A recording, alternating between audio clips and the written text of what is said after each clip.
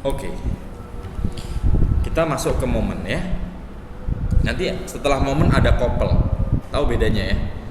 Kalau couple itu terdapat dua gaya yang sama besar, ya. Dua gaya yang sama besar yang dia saling menguatkan.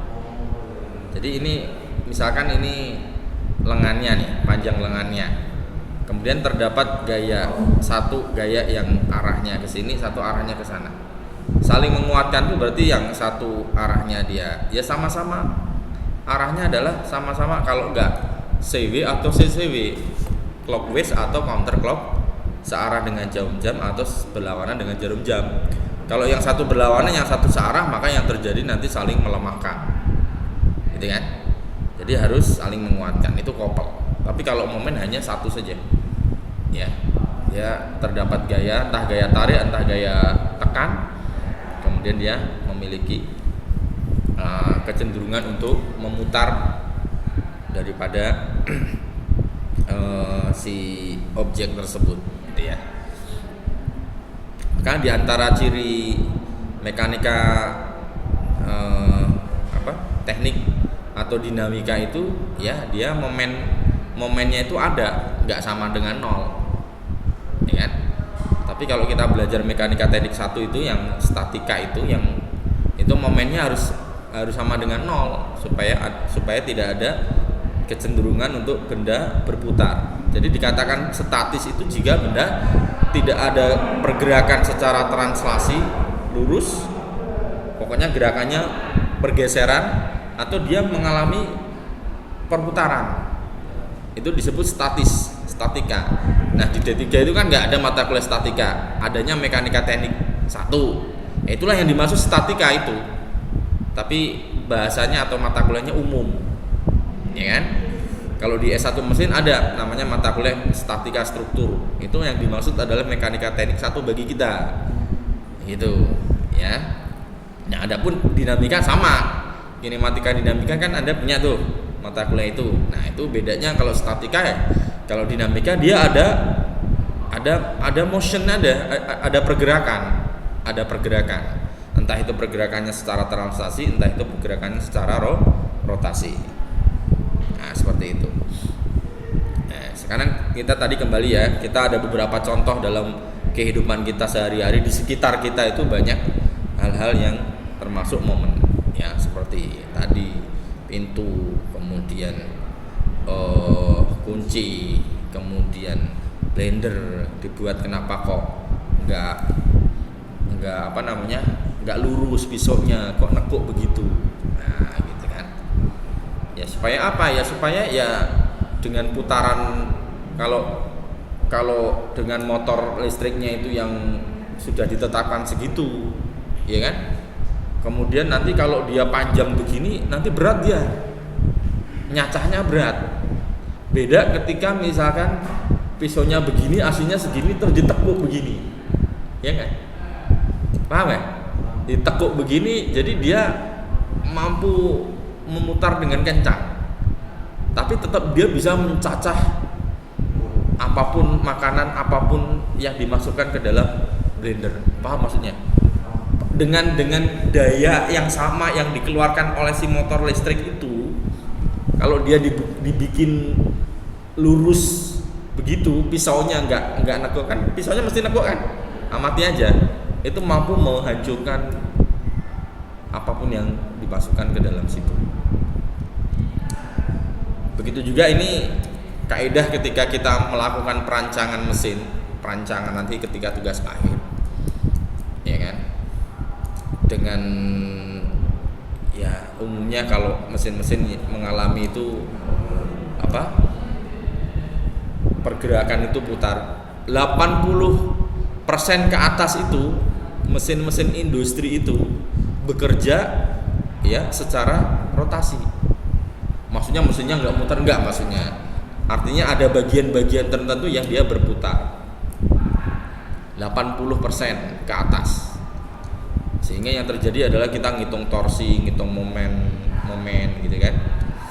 Jadi ketika kita merancang segala sesuatu, merancang sebuah mesin, sebuah komponen, ya Maka yang kita perlu pikirkan adalah ketika kita membuat apa namanya, bagian yang berputar itu semakin besar, maka tentu membutuhkan torsi dan daya yang semakin besar. Paham ya? Jadi kita ingin membuat roda gigi yang besar. Ya, roda gigi yang besar pasti diameternya besar kan? Pasti untuk menggerakkan roda gigi yang besar itu butuh torsi dan daya yang lebih besar. Itu prinsipnya. Semakin kecil berarti butuh daya dan torsi yang semakin kecil gitu. Ya. Nah, momen itu secara umum matematis dapat dituliskan apa? Dapat dituliskan rumusnya M sama dengan F kali D, gitu ya. Satuannya adalah N kali M. Nah, ini mirip seperti torsi ya. Torsi kan Newton meter. Di mana F adalah gaya yang bekerja dan D adalah jarak lengan. F adalah F adalah gaya yang bekerja dan D adalah lengan. Gaya D lengan. Ini sama dengan istilah dengan torsi. Nah, kalau kita cermati di sini satuan ini mirip dengan satuan kerja atau usaha. Betul ya? Kerja atau usaha itu kan satuannya kan Nm. Tapi nanti dikonversi atau dirubah menjadi joule. Kan rumusnya hampir sama itu. Ya. Kerja atau usaha kan rumusnya hampir sama. Gaya kalikan dengan jarak. Ya kan? Ketika saya mendorong meja ini dengan gaya 10, meja ini kemudian bergeser atau berpindah sejauh 5 meter. Berapakah kerja yang saya lakukan? Berapakah usaha yang saya lakukan? Berapa? Saya mendorong meja ini dengan gaya dorong itu 10 Newton. Saya mendorong, kemudian si meja ini bergeser 5 meter. Berapakah usaha yang saya lakukan? Ya, berarti rumusnya adalah F kali S. Ya kan?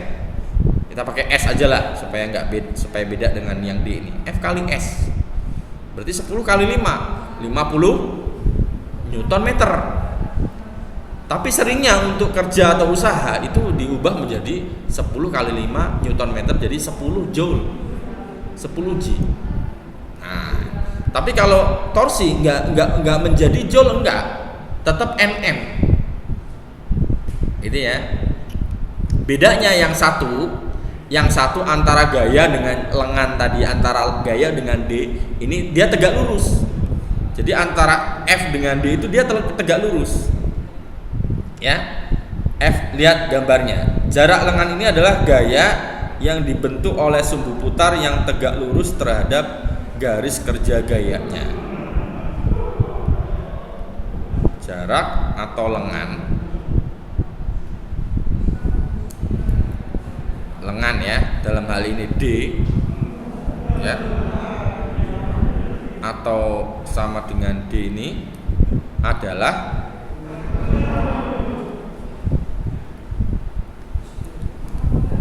garis yang dibentuk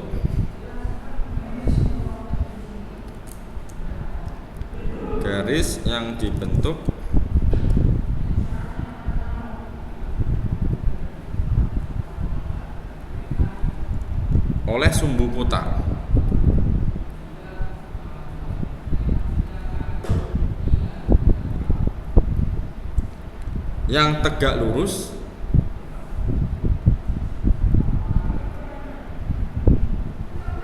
yang tegak lurus terhadap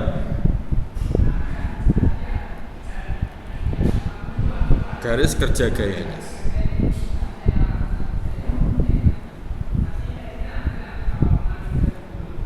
Nah, ini kalau waktunya nanti agak bablas ya, anggap aja, asumsikan aja nih tambahan waktu pengganti yang minggu lalu itu aja ya.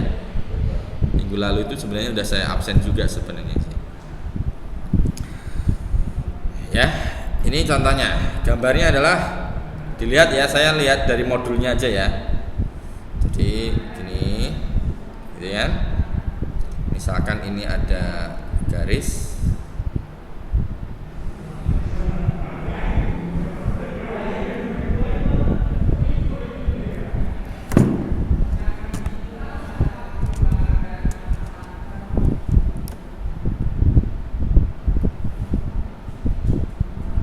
Ini sumbunya.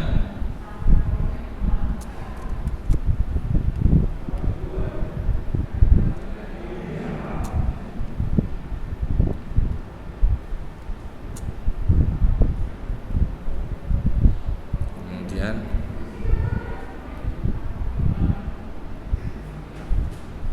nah, ini tegak lurus dia. Ya. Ini A-nya, titik putarnya nih, sumbu putarnya. Ini D-nya, ini F.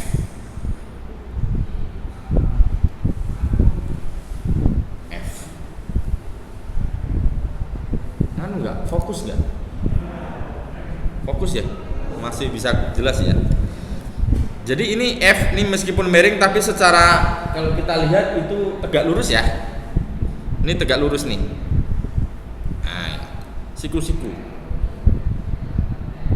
Nah, jadi F antara F dan D itu dia tegak lurus. Itulah momen. Momennya adalah F kali D. Titik putarnya, sumbu putarnya di mana? Ya di garis, di titik sini atau di garis ini. Ini sumbu putarnya nih, mutar nanti. Jadi ini nanti kalau diputar jadi mutar gini nanti. Nah, gitu kan? Sumbu putar. Nah, sumbu putar.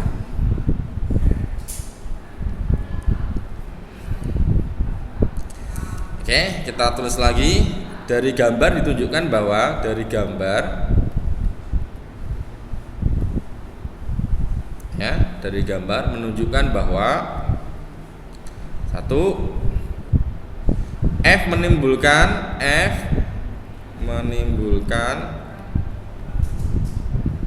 apa?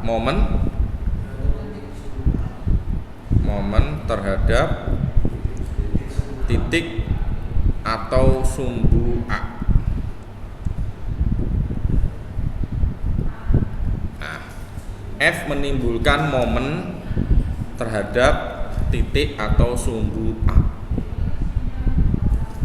Dua,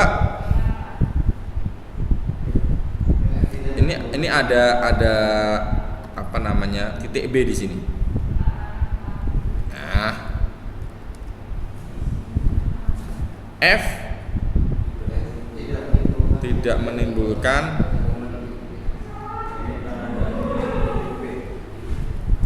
momen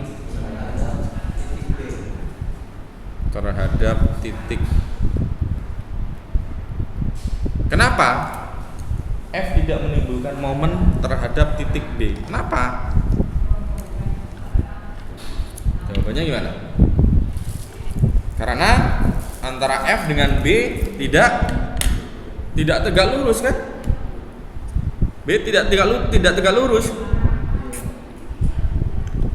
F dan B itu segaris. Ya.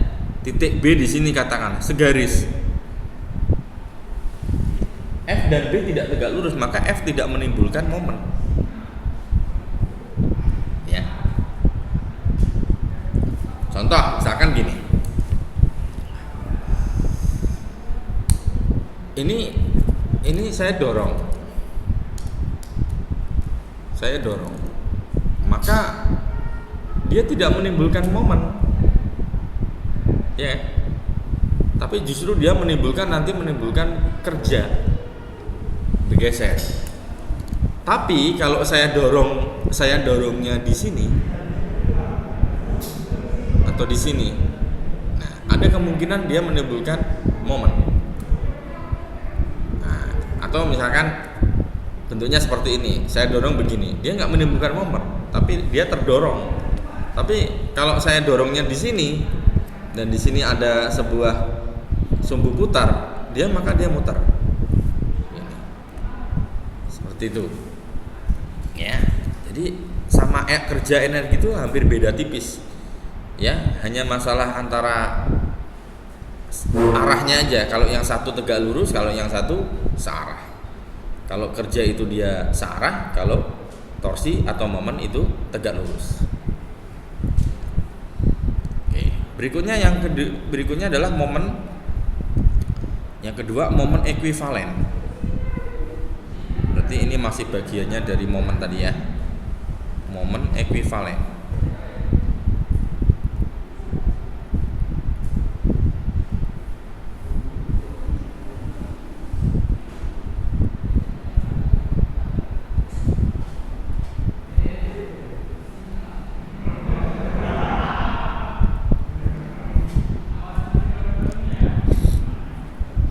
Oke, sekarang kita ada contoh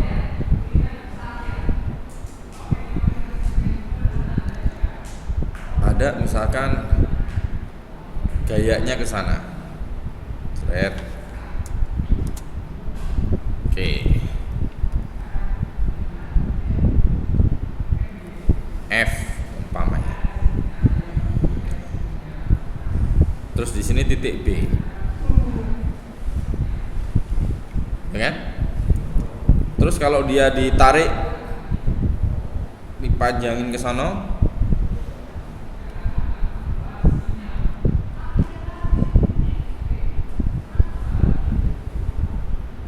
ini A, ini D.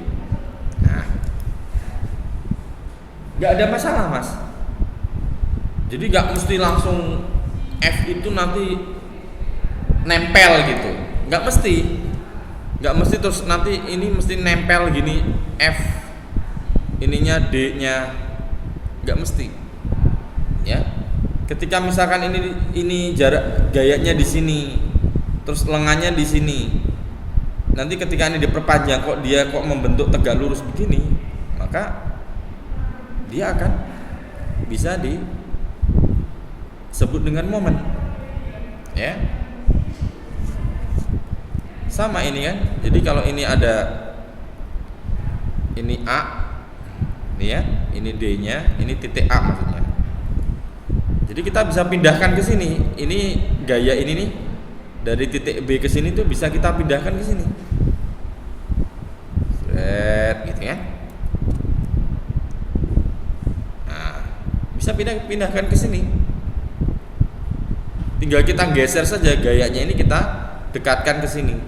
Itu misalkan titik C ya. Jadi yang pertama itu adalah yang ini, yang A ini saya kasih gambar A, ini gambar B. Gambar B ini, gambar A ini adalah sebuah gaya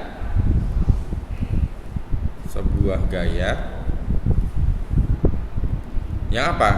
Yang punya titik tangkap di mana? Di titik B. Itu kan? Titik tangkapnya di B itu. Nah, adapun yang B, ini B ya. Gaya F aksen. Nah, ini kasih F aksen ya supaya agak beda, supaya enggak sama dengan ini. Gaya F aksen itu titik tangkapnya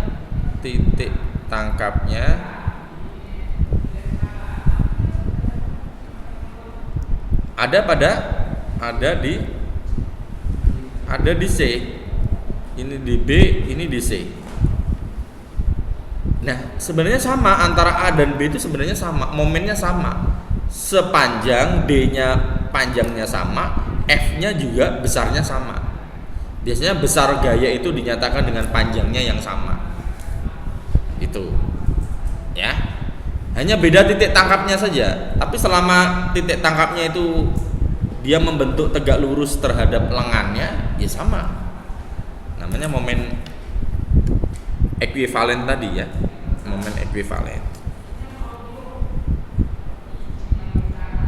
Maka di sini bisa kita terangkan bahwa dikondisikan bahwa gaya F mempunyai arah besar dan garis kerja yang sama dengan gaya F aksen. Sama nggak? Sama kan? Cuma titik tangkapnya yang berbeda. Panjangnya sama nggak? Sama. Berarti besarnya sama. Arahnya sama nggak? Sama kan? Berarti antara F dengan F aksen ini adalah arahnya sama. Sama-sama arahnya. Jadi dia sejajar. Kalau sejajar berarti arahnya pasti sama. Iya kan? Ini sama. Jadi besarnya sama, arahnya sama, garis kerjanya yang sama. Cuma titik tangkapnya yang berbeda. Ini garis kerjanya sama ini. Jadi kalau ini dipanjangin ya ketemu sama ini gitu aja. Ini titik ini garis kerjanya nih. Ya. Jadi saya ulangi bahwa gaya F ini memiliki besar, arah, dan garis kerja yang sama dengan F aksen. Maka gaya ini adalah disebut dengan gaya ekuivalen. Ini berarti gaya ini disebut dengan gaya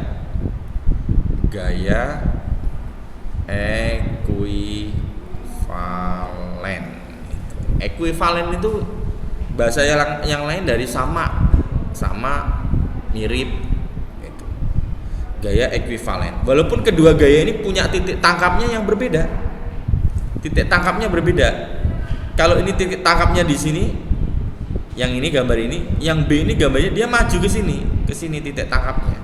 Tapi masih dalam satu garis. Ngerti ya? Masih dalam satu garis. Tapi momennya sama enggak? Momennya ya sama. Dengan apa? Terhadap titik A. Iya kan? Momennya sama enggak? Sama. Terhadap titik A. Jadi sekali lagi bahwa momen sama lengan itu enggak harus nempel gitu, enggak mesti. Ya. Selama pokoknya nanti contohnya kita akan dalami lagi ya. Contohnya di contoh 34. Nah, supaya lebih paham.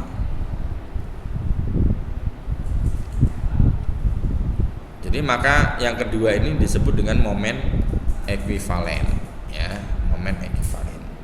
Contoh 3.4. Contoh 3.4. Nah. Silahkan dicermati. Bacain Mas soalnya Mas. Ada yang mau bacain? Bacain soalnya Mas. 3.4.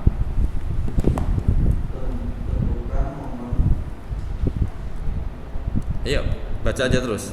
Tentukan momen yang terjadi pada titik D. Terus.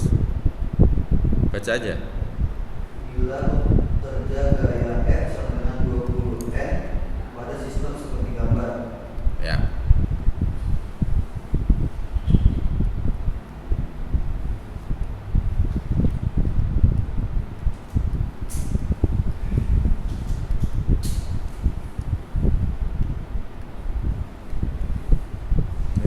Tulisannya udah mulai jelek lagi karena udah lama.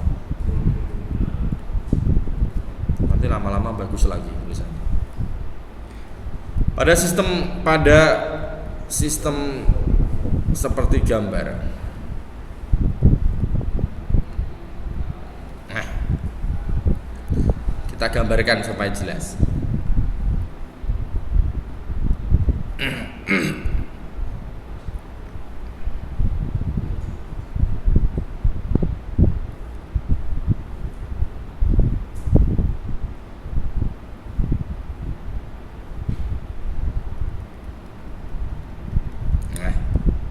Ini titik D di sini, ya. Terus ini gayanya membentuk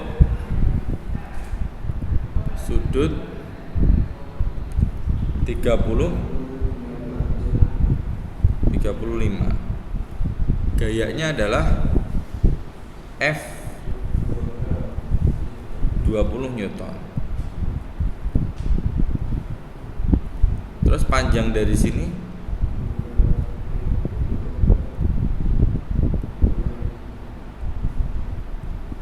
2 meter ya.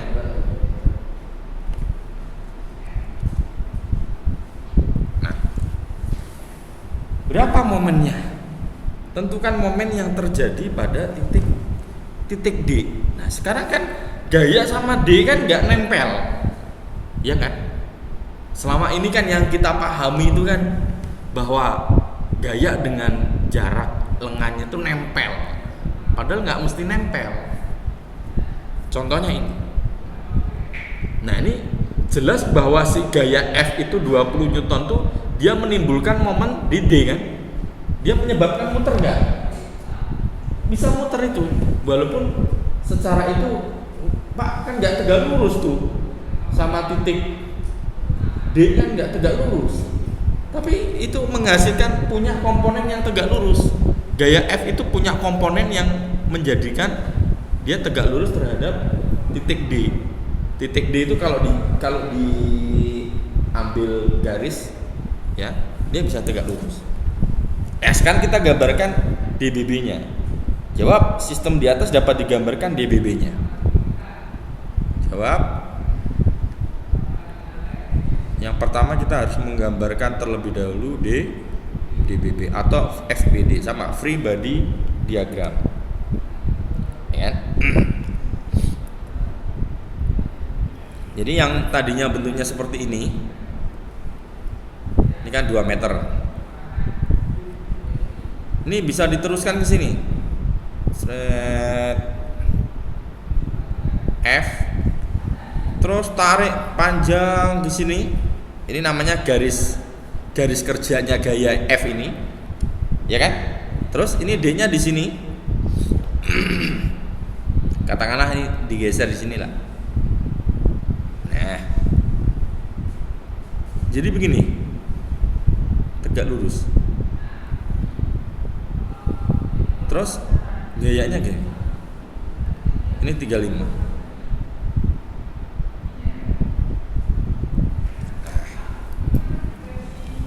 Seperti itu. Jadi tegak lurus sama D, begitu tegak lurusnya. Atau dengan cara yang lain bisa. Dengan cara yang lain yang F-nya yang dibuat tegak lurus dengan D. Jadi F ini dia membentuk komponen terhadap D itu di mana? Di sini, Mas. Dipakai merah aja, ini. Nah, yang merah itu berapa nilainya gayanya? Coba, masih ingat gak pelajaran matematika, mekanika teknik 1? Berapa itu yang merah tuh? Gaya yang merah kan F kan punya komponen yang merah. Ada 2 sih komponennya, horizontal dan vertikal. Berapa tuh nilai komponen F-nya itu? Yang merah itu. Ini adalah berapa? Ayo, matematika. Ada sudut 35. Ada gaya 20 yang merupakan sisi miring nih sama. Maka gaya yang sini berapa yang merah ini? 20 kali berapa? Pasti bingung. 20 kali ini kan ada di samping sudut. Berarti kita pakai 20 kali cos 35. Nah, ini namanya gaya yang merah ini arahnya ke kiri. 20 cos 35. Ya, bisa pakai seperti ini atau bisa ini yang dibuat tegak lurus itu dipanjangin kan F-nya kan kayak gitu. Biarin aja F-nya begitu, terus baru D-nya yang dibuat yang seakan-akan dibuat tegak lurus dengan F. Paham nggak maksudnya? Kondisi awal kan F sama D kan nggak tegak lurus kan? Mana yang tegak lurus? Miring kok, nggak tegak lurus. Tapi dengan gambar ini dia menjadi tegak lurus. Jadi D-nya seakan-akan jadi pindah ke sini. Terus sudutnya berarti 35 itu sama dengan 35 yang di sini. Nih, 35 di sini nih. Ini 35 nih. 35 di sini sama. Ya. Ini 35 di sini dengan 35 di sini sama. Walaupun gaya tersebut bekerja pada ujung batang sini, ujung batang tuh sini, ya kan? Ujung batang, namun dapat digeser sehingga didapatkan posisi lengan tegak lurus terhadap garis kerja. Ya. Jadi bisa digeser sehingga didapatkan posisi lengan tegak lurus terhadap garis kerja gaya. Garis yang dibentuk dari titik D ke garis kerja gaya maka diperoleh ya, maka dapat diperoleh D sama dengan seperti itu. Jadi D-nya itu berapa nilainya? Kan 2 tuh. Berarti kan nilai ini jadi berapa ini? Nih. Ini kan 2 nih. Ini yang sini kan 2. Sama kayak ini 2. Berarti yang ini adalah 2 cos kan? 2 D ini jadi D-nya jadi berubah, D-nya di sini maksudnya. Saya tulis D-nya di sini. Ini D. Nilainya adalah D ini adalah 2 kali cos 35. Nah. Ya sudah, berapa? 2 kali cos 25 di situ adalah 1,64 meter. Berarti momennya berapa? Jadi sini aja ya. Jadi momen terhadap titik D atau disebut MD adalah MD sama dengan apa? F ya kali D. Nah, bedanya kalau sama yang ini apa Pak Taufik? Yang ini. Kalau yang ini yang justru F-nya yang saya kondisikan supaya tegak lurus dengan D. D-nya tetap sama. D-nya dalam hal ini yang ini Mas. Yang ini nih. Ini. Jadi D-nya itu enggak diposisikan supaya tegak lurus dengan F enggak. Tapi F-nya yang saya bikin tegak lurus dengan D. Paham Mas? Maksudnya enggak? Bebas sebenarnya sama aja nanti ketemunya. Ini kan F-nya tetap nih. F-nya kan nggak saya bengkokin, nggak saya tetap hanya diperpanjang aja. Yang penting dia masih dalam satu garis kerja, tapi titik tangkapnya yang digeser. Paham kan? Tapi D-nya jadi nggak di sini lagi, enggak. Tadinya kan gini. Tadinya kan anggap aja kan tadinya kan D-nya ini. Tapi kan D dengan F ini kan nggak tegak lurus kan? Tapi berhubung ini nanti bisa digeser begini, jadi D-nya jadi pindah ke sini gitu loh. Paham enggak? D-nya pindah ke sini, tapi sudutnya di sini, bukan di sini, bukan di sini. 35 itu di sini. Perhatikan baik-baik sudutnya itu. Dari arah mana? Makanya kalian harus jeli di sini memindahkan sudutnya kok bisa di sini, Pak, gitu. Saya hapus. Nah, maka momennya adalah F kali D. F-nya tetap berapa tadi F-nya? 20 kali D. 2 kali cos 35 sama dengan 20 kali 1,64 sekian. Berapa? 32,8 Newton meter. Ini di sini sama aja, Mas. Ini momennya adalah yang merah ini kalikan D yang ini. Berarti 20 cos 35 itu nanti momennya adalah 20 cos 35 itu kita kalikan dengan D. D-nya berarti yang tegak ini berapa? 2. Sama. 20 kali 2 40 kali cos 35. Jawabannya sama, 32,8. Bedanya di mana? Bedanya yang awal tadi mengubah gayanya yang ditegak luruskan dengan D, yang ini adalah jaraknya 2 meter itu yang ditegak luruskan dengan F-nya. F-nya tetap nggak dibelokin nggak, ya? F-nya tetap nggak dibelokin nggak. Ada pertanyaan? Tadi kalau kita pakai cara yang langsung kayak 20 cos 35 dikali 2 itu bisa Pak? Bisa. Kan kita ingin mendapatkan momen itu kan. Tapi tahu kan perubahan dari situ ke situ, tahu kan? F ke yang merah itu kan, itu namanya komponen gaya. Jadi setiap gaya itu punya sudut gitu, nanti dia punya komponen. F ini dia punya komponen yang tegak maupun yang horizontal. Ini ada punya yang tegak ke atas juga Mas, ke sini Mas. Besarnya berapa ini? Yang biru ini. Coba. Tahu nggak? Kok lupa ya? Ya yang miring ini 20 kali berapa? Ini yang miring ini berapa nih? Kalau ini kan tadi kan 20 cos 35. Kalau yang biru berapa? 20 sin 35 gitu loh.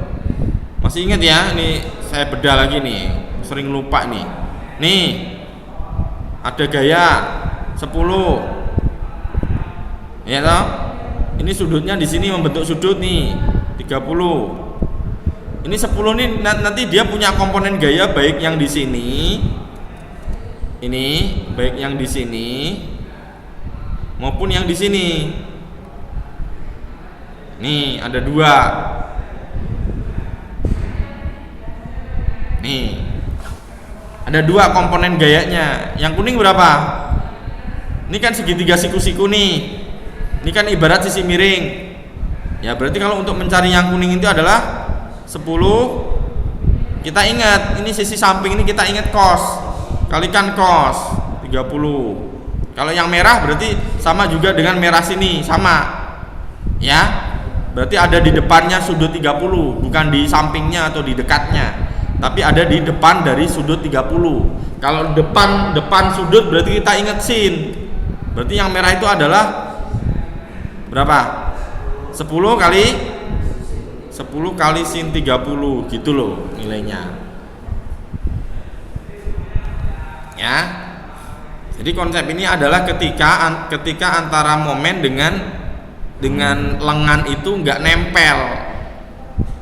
Ya, selama ini kan kita lihat momen itu nempel selalu begitu, kita langsung bisa. Tapi ketika nggak nempel, kita tarik. Gimana cara bisa supaya tegak lurus? Mau dibalik gayanya atau mau di lengannya nggak ada masalah. Cukup ya. Sebenarnya saya mau lanjut sampai agak siang, cuman saya ada rapat jam 12:30 nih. Cukup ya, pengantar dulu nggak apa-apa ya. Pengantar dulu sampai di sini. Nanti jika ada yang belum jelas nanti bisa dibuka lagi ya. Nanti saya upload, teman-temannya juga bisa menyimak di channel saya. Baik. Demikian untuk pertemuan yang kedua ini, sekaligus yang pertama, gabungan aja asumsinya ya, semoga bisa dipahami. Saya akhiri, billahi taufiq wal hidayah. Assalamualaikum warahmatullahi wabarakatuh.